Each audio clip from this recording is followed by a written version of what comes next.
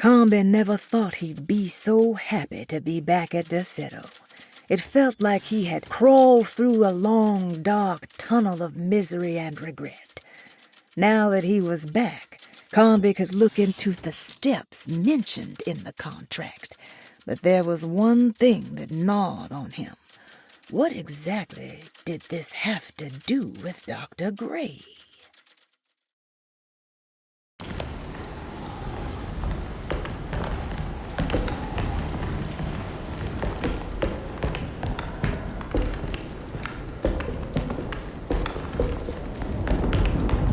Just what this evening needed. Some ambiance.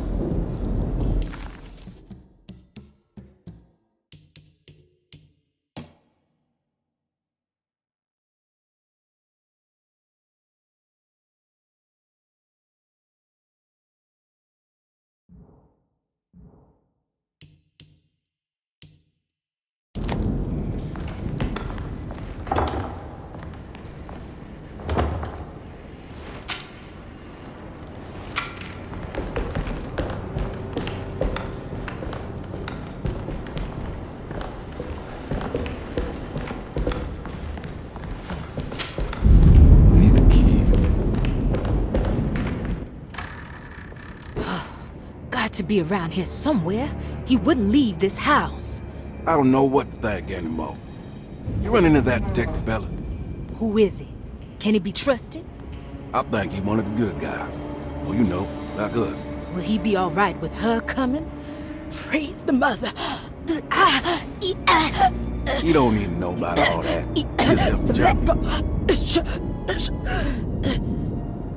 Just calm down. It ain't time yet. God, it hurts. As far as I can tell, Detective Combe seems to be solving problems, not causing them. Just be ready in case he starts anything.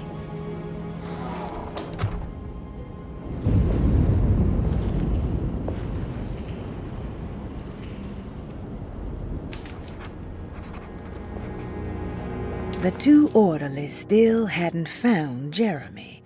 Combe figured this was good news. Emily had reminded him about some strange deaths at Deixe, and Combe wasn't sure who he could trust.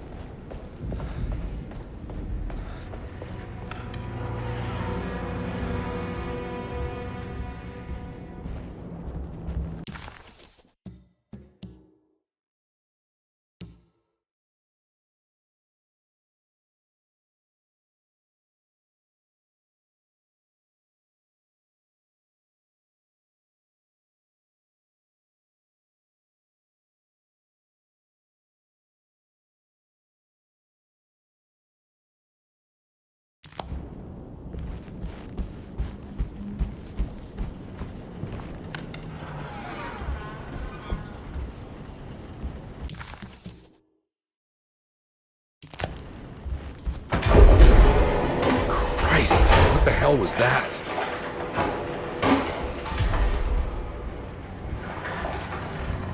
It's blocked.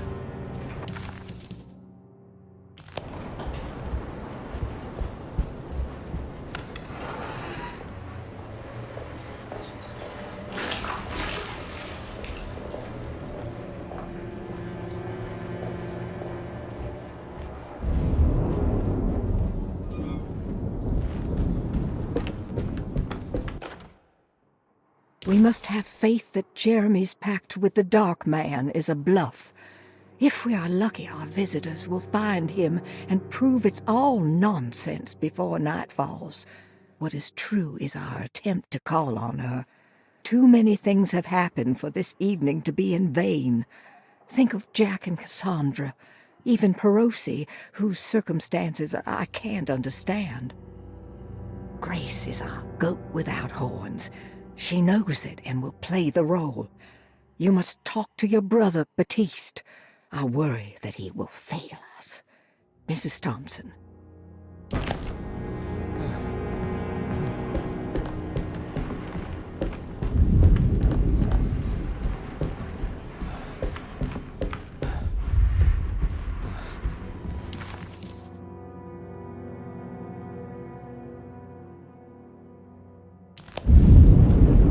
blocked.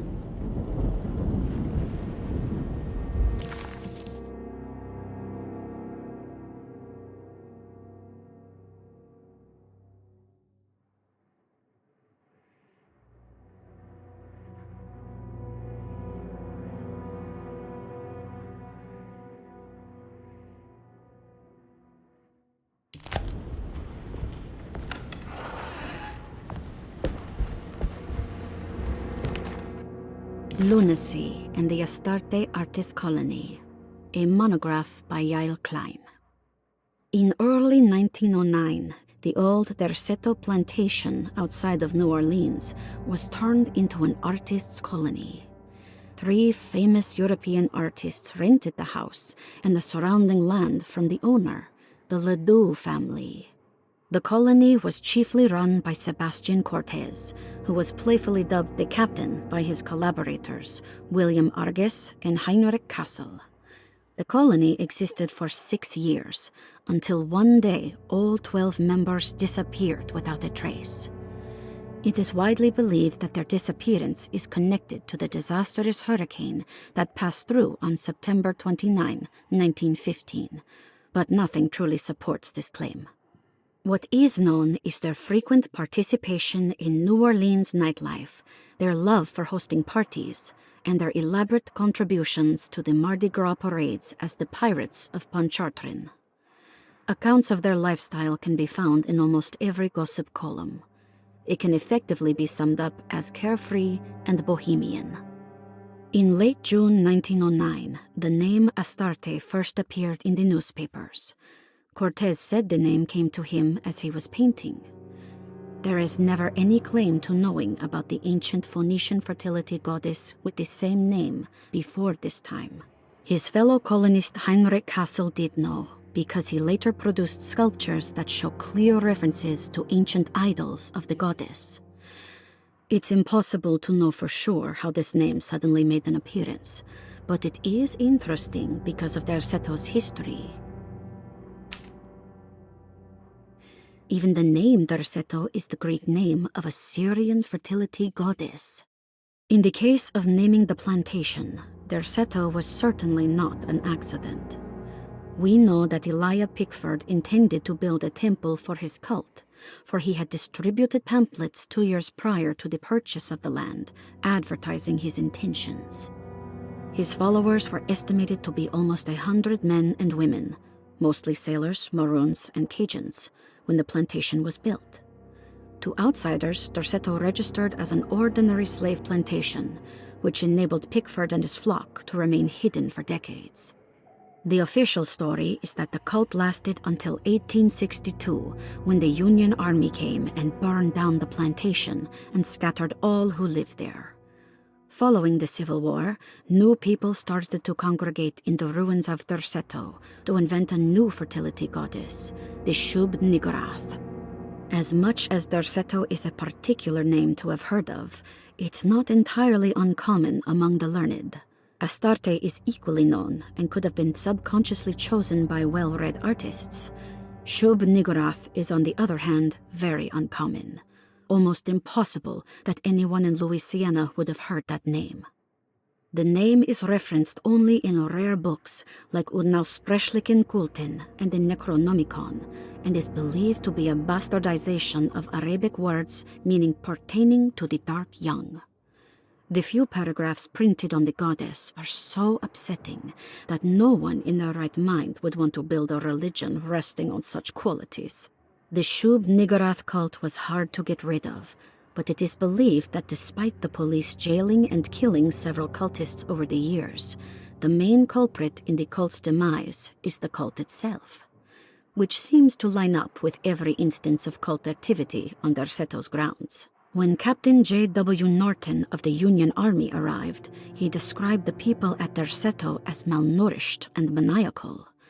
As much as the army tried to save them, they fought back with fervor, as if nothing was going to stop them from slowly destroying themselves. While the disappearance of the Astarte artist colony remains a mystery, The recurring motif seems to suggest that their fate involved lunacy and a hunger for self-sacrifice to that fertility goddess with 1,000 names.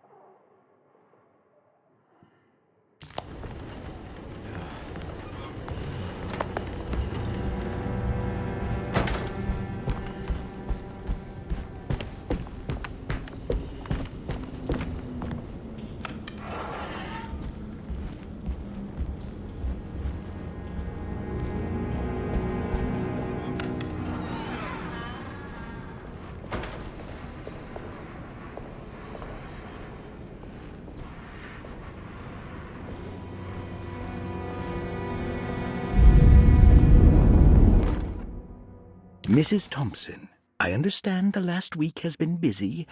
Under these circumstances, I find it important to remind you that Derceto's concerns are not a public matter, nor is it something that should upset you. Please continue your excellent work, and don't spend a thought on the death of Perosi, or, more importantly, the suicide of Cassandra Beauregard. They should mean nothing to you or the staff. I rely on your loyalty, and trust that your close kinship with the Tabbois siblings will keep Derceto's secrets hidden. Dr. Gray.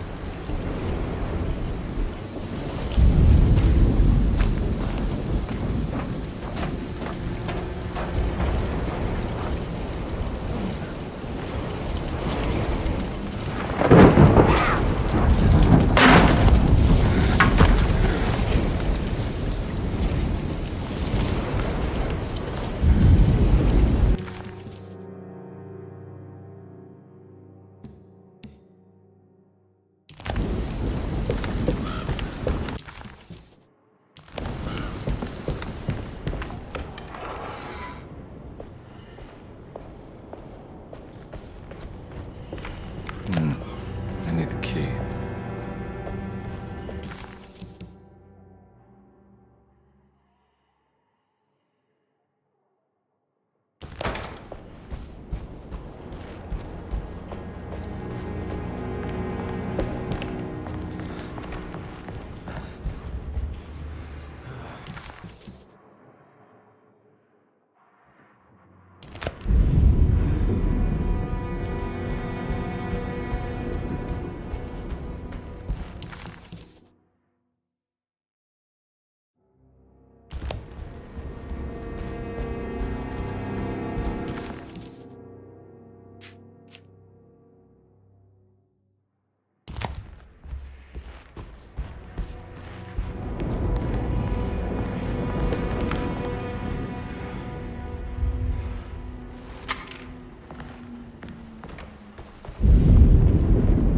I can't leave. I got a job to do.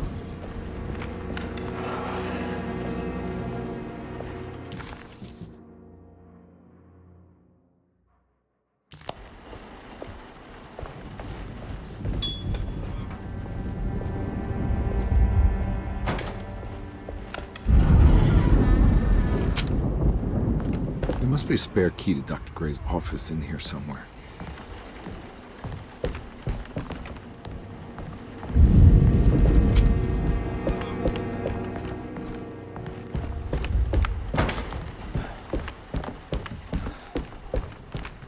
I don't have the combination for this. But maybe Jeremy did.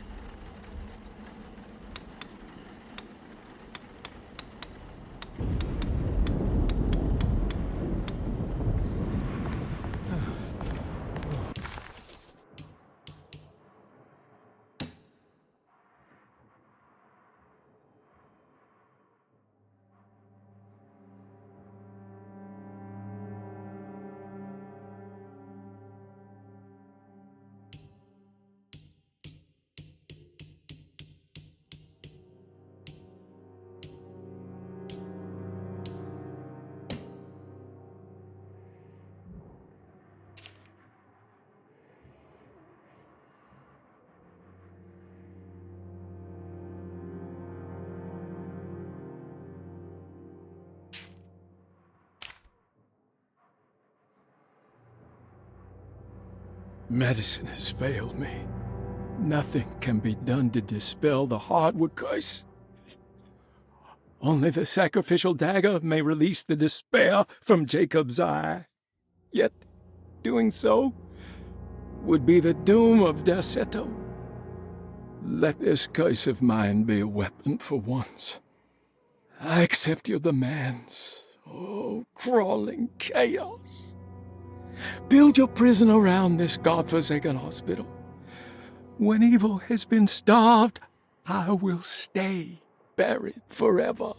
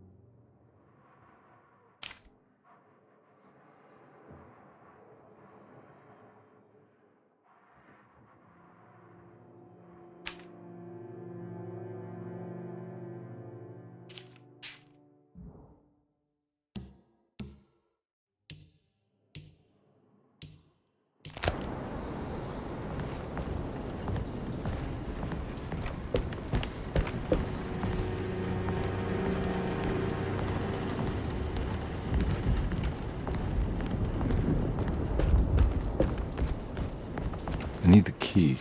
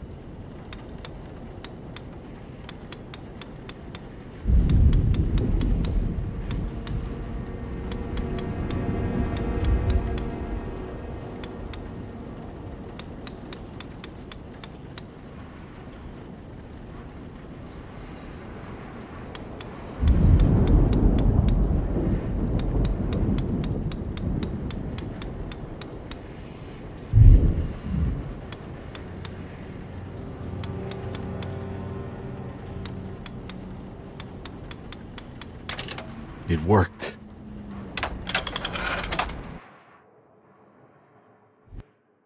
The last guest in the empty room suffered from severe maladaptation. I must write this down, because if I understand the condition sufficiently, it could make me deny this fact at a later date, and there is reason for me to think I may come to suffer the consequences from this dysfunction, as some who came in contact with the guest seemed to adopt a new worldview in which everything was predetermined but broken. Upon accepting this worldview, some memories became unmanageable and later rejected. I do not know what this means. I cannot even remember the fate of the guest. I think they were simply misplaced one day and forgotten. Just like all documents pertaining to this guest, they have all been destroyed, or they never existed in the first place. Who wrote this? There has never been a guest in the empty room.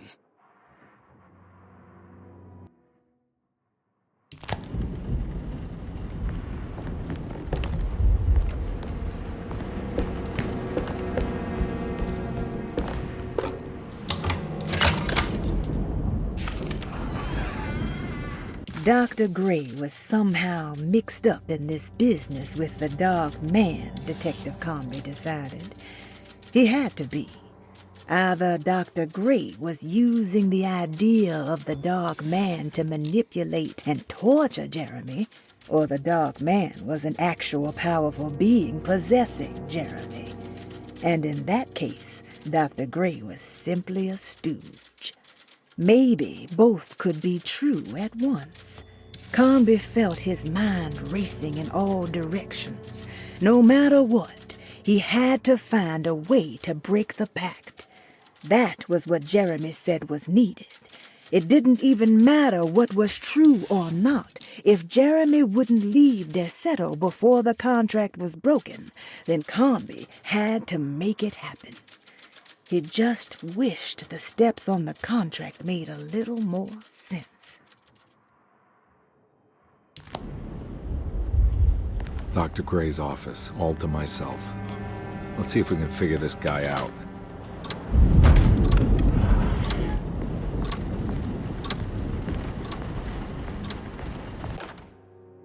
I have finished tidying up Miss Beauregard's belongings.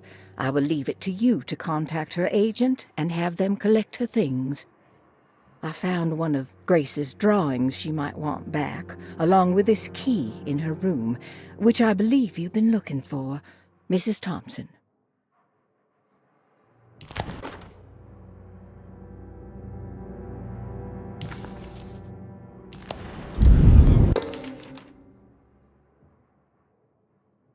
This is where McCarthy has hidden my favorite young.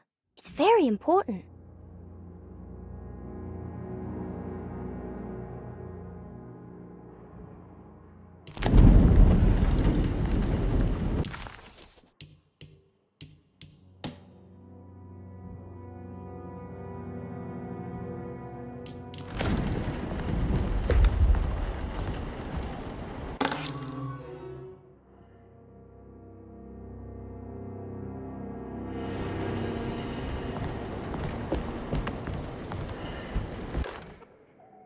Dearest Dr. Manzetti, I find myself in a losing battle with my patient. As I've disclosed in my previous letter, his delusions have him completely captured. It's bad enough that he is torturing himself with paranoia, but his madness turns out to be quite persuasive to others, effectively laying the ground for mass delusion. I am writing to you in hope that you can give me some guidance. Beyond my ambition to avoid devastating surgery on my patient, I have grown worried about my own defenses. The words of my patient are deranged, yet they often resonate with something primitive within me. I have tried photographing his brain with X-rays. It was surprisingly difficult to get good results. Dark blotches on the plates kept obscuring all details. My patient looked at the bad plates and cried out in terror, telling me the dark areas was the shadow of the worm, eating him from inside. I could not see anything out of the ordinary. I hope this is a sign that my mind is not as receptive to the madness as I had feared. After further inquiry, my patient described the shadows inside his mind as some kind of chthonic monstrosity that wants to undermine his sanctuary. This is clearly a reference to a place he calls Teroea, a sort of library or convent that works as a psychological haven. With this imaginary haven threatened by this Chthonian, he has now constructed another, less pleasant hiding spot. Lately, he has been bringing up a metaphor of a steamboat that has run aground, that he feels like he needs to start the engines and reverse, but he is afraid that the hole in the hull would cause the whole ship to sink. I've been watching him turn this metaphor into reality for the last week. He knows it's made up, but he is doubling down, trying to make it a real memory. I feel certain that this is my chance to break through the barriers of his self-deceit.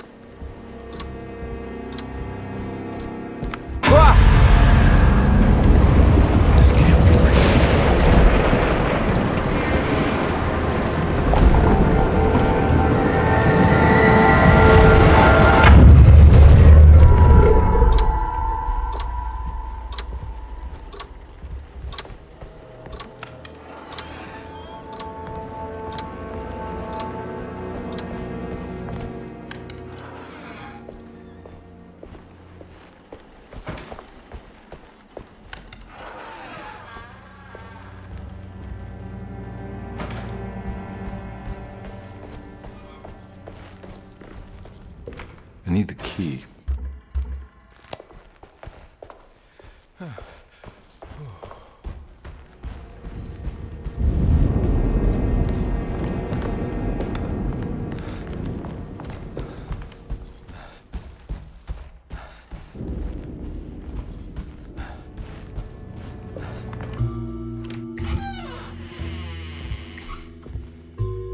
Detective Conby. Good to see you again. Solved your case yet? I'm trying. Hey, Grace, you okay? Oh, she is just peachy, Detective. Are you looking forward to the Feast of St. John, Grace? I can't wait. Kids, ain't they great? What exactly are you planning for tonight? Oh, not much. We eat, we drink, we pay tribute to the wishing tree in the conservatory. The usual. Then why all the excitement? There is just something about tonight, something that's different. I think we all feel it. Besides, we got ourselves some new words for the prayer thanks to your buddy Jeremy. She'll come and turn the world inside out, and things will begin again. That sounds strangely threatening. You should come. Oh, God damn it, Grace. Stay put for once.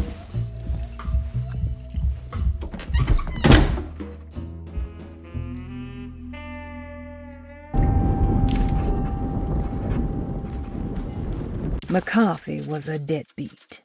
His mere presence annoyed Conby.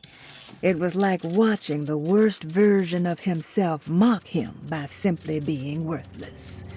While Conby enjoyed watching the child outplay the drunkard, there was something terrifyingly familiar about Grace. It was taunting him, like he was supposed to remember, but couldn't.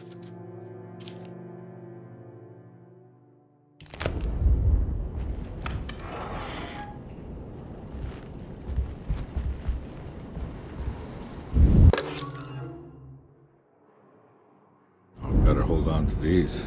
Wouldn't want them to get lost. There's something missing.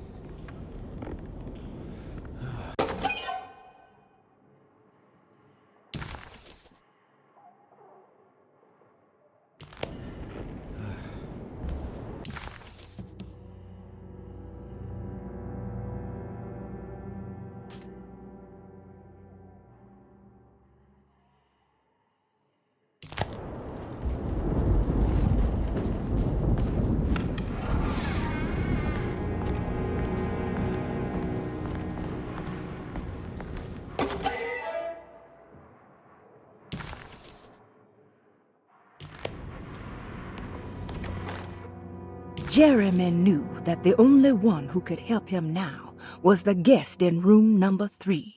The room seemed to have been empty for so long. But that wasn't allowed to be true. The story needed to be different. To include something from the outside, he would bring the guest back to room 3 and show them what was in that safe. 913. But those were not the right numbers. That was the combination for the safe in the clerk's office.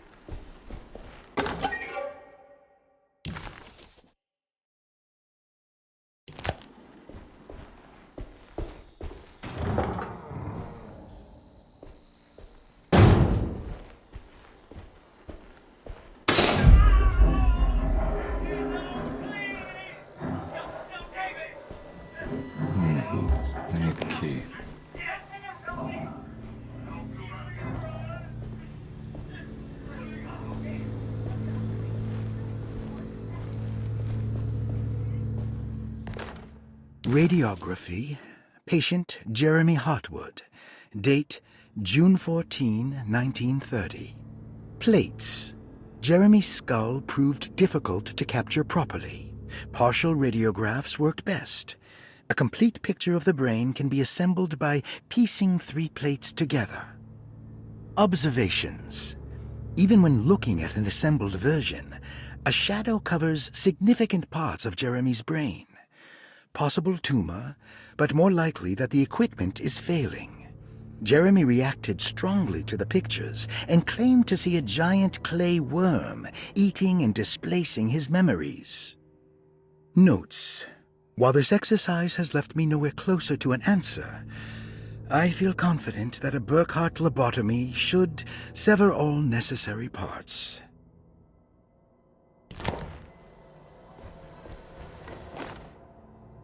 Hypothetical psychosurgery based on the ideas by Burkhardt and the St. Petersburg research could end up saving Jeremy's mind.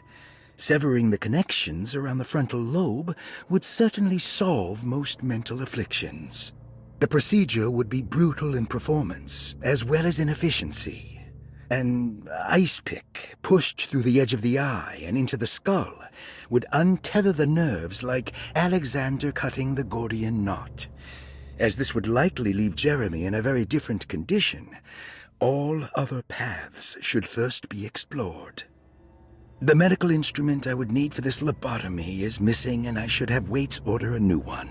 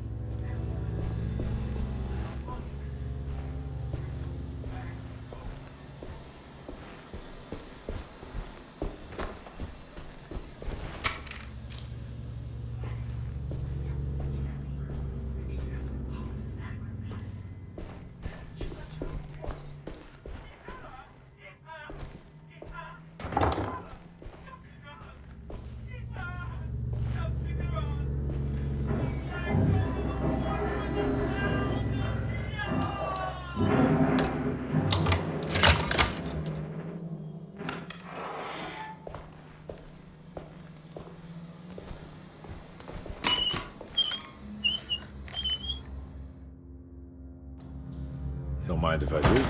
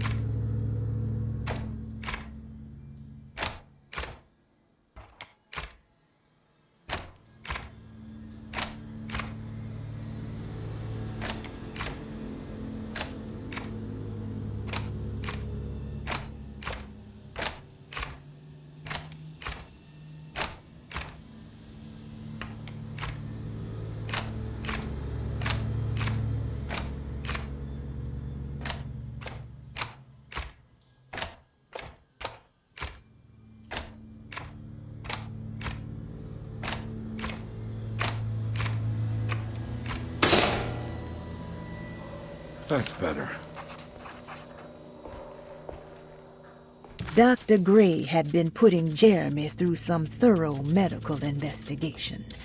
He was trying to break through Jeremy's stories and get to some truth, just like Comby was. Could Dr. Gray have been trying to break the contract as well?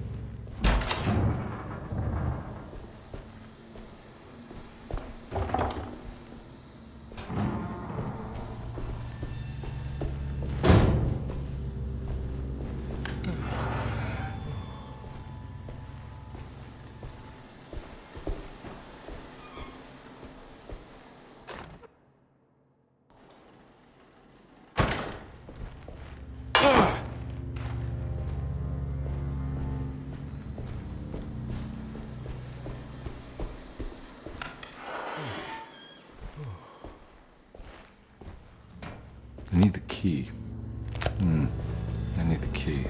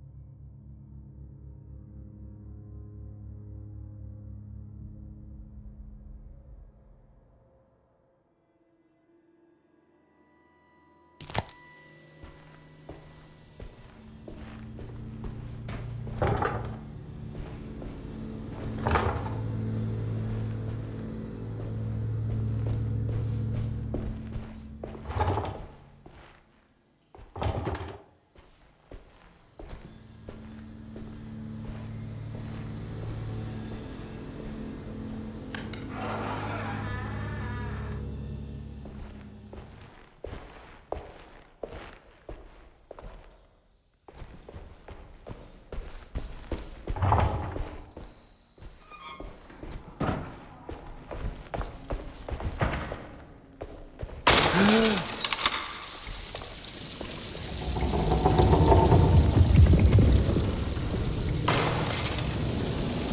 does this keep happening? What am I supposed to do?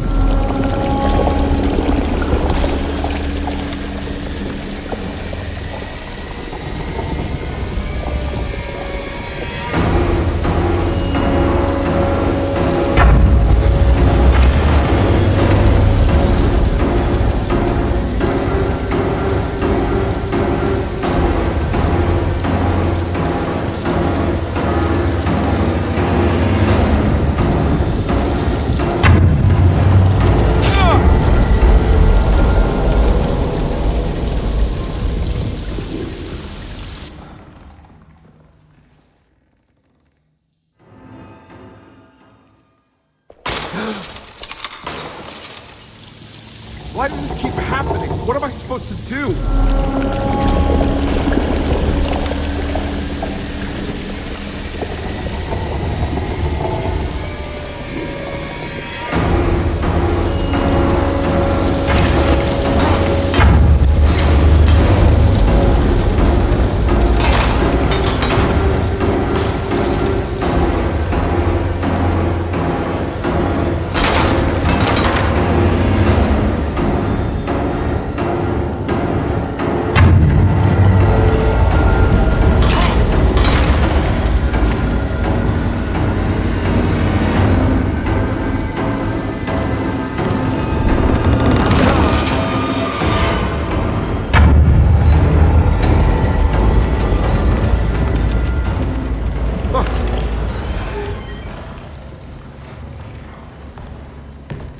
And we're back here. Well, perfect time to have a look around this place.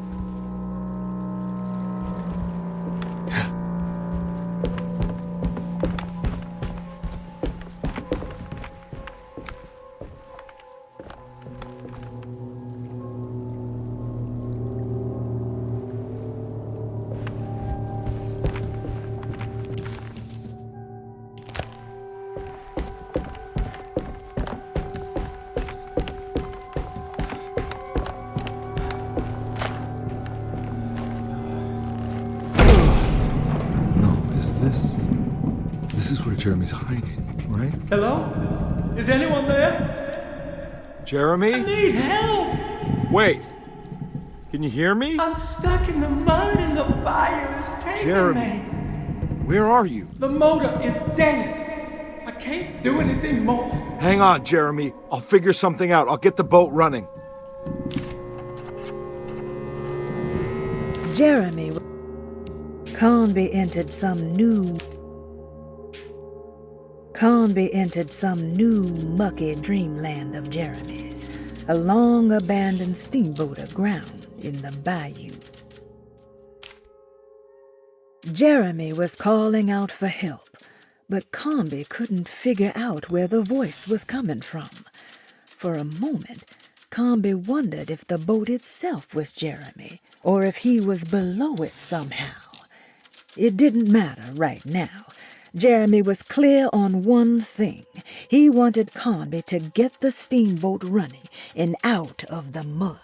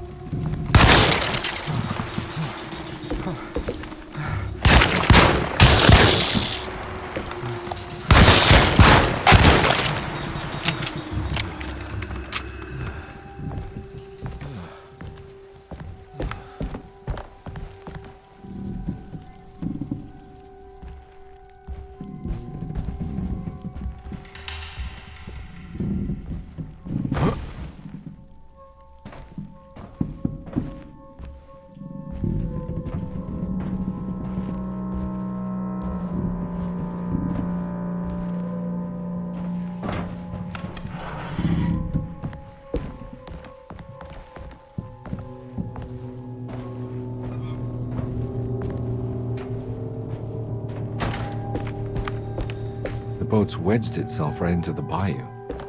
If I get the motor started, I could try reversing back into the river.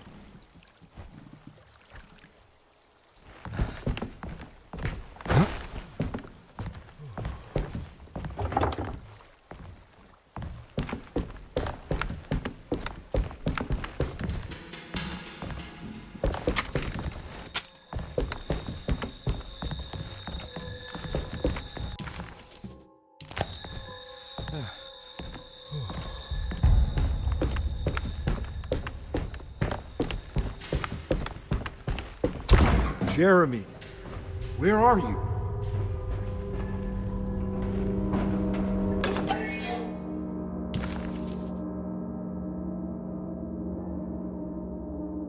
There are many ways to cross a threshold. The easiest one is being invited. A door swung open, leading you inside.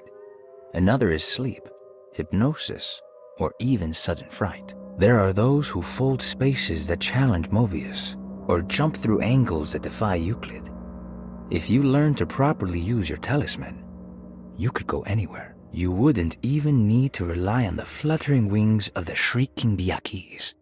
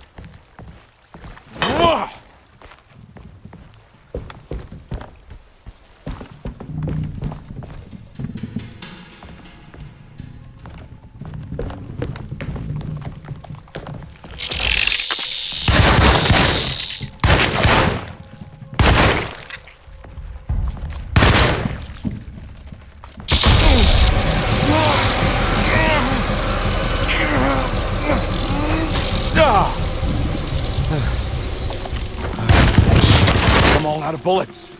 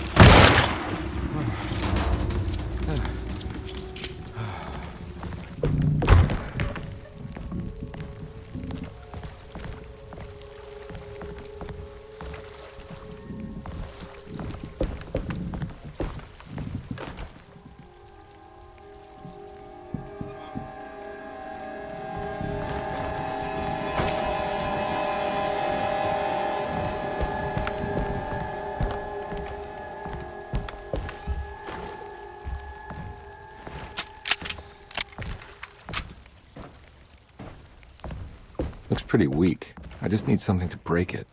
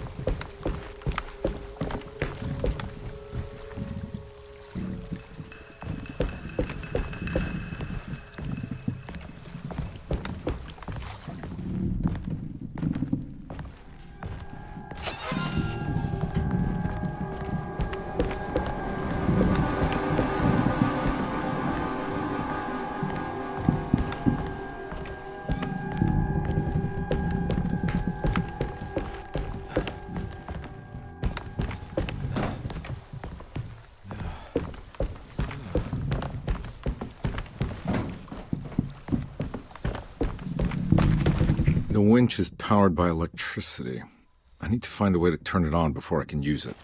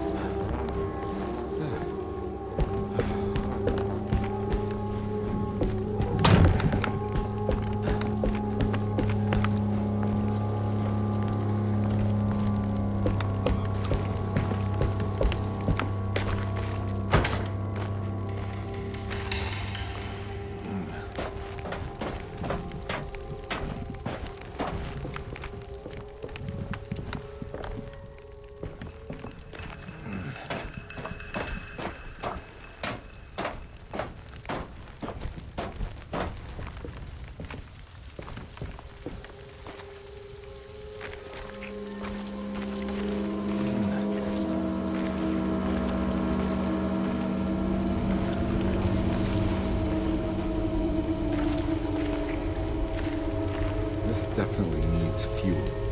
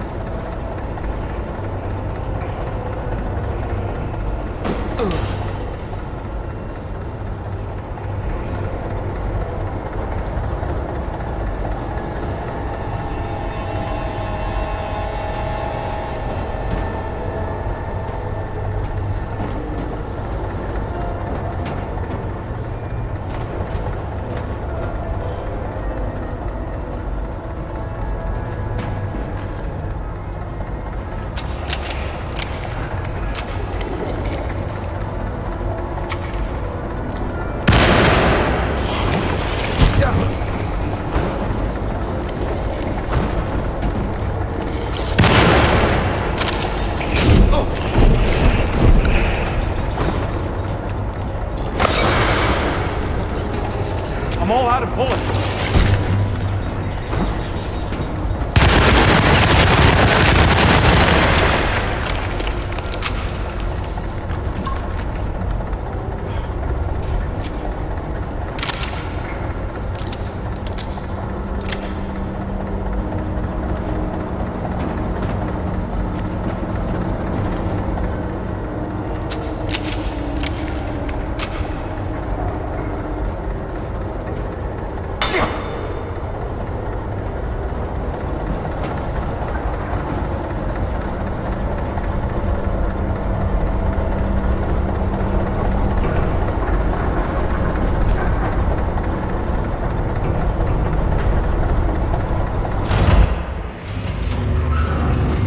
Whoa!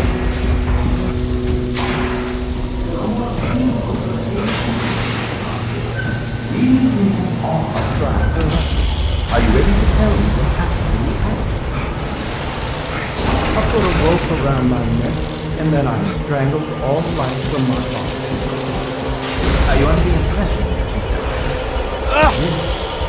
No. I was supposed to die. What does that mean? That you were supposed to die. I'm the catalyst. I had to die to make the story go. What are you referring to, Jeremy? 30 years ago, Frederic needed me to die. You're not making any sense, Jeremy. Come back. Find your focus. Hey! I cheated everyone. I didn't play my part. Hey! I escaped my doom. My destiny. Again, find your focus. Hey, I'm right here. What the hell is going on? Now everything is wrong. Nothing is in Hey! place. I'm right here! Calm down, Mr. Conby. What do you want? Were you not talking to Jeremy right now? I haven't seen Jeremy all day. Are you all right, Detective? No. Actually, I don't think so. Well, maybe. I'm gonna go look for Jeremy. Good. Let me know if you find him.